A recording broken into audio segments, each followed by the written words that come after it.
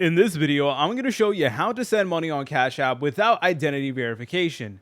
So to send money on Cash App without verification, you can use an unverified account. However, there are strict limitations and restrictions that I want to disclose right out the bat just for transparency purposes. Number one is that there is a strict sending limit. So you can only send up to $250 per week.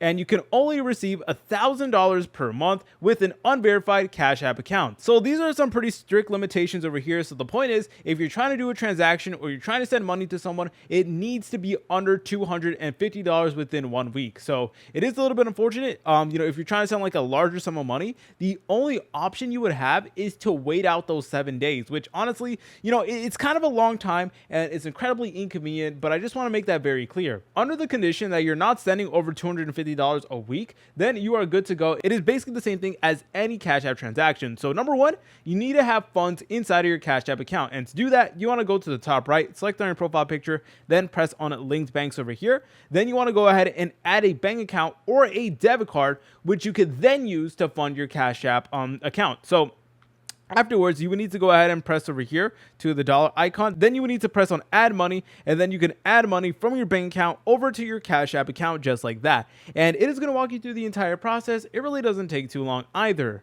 All right, so after you went ahead and have a source of funds, then you would need to go to the bottom menu, then select on the dollar icon over here and select on how much money you want to send. Then you want to go ahead and press on pay.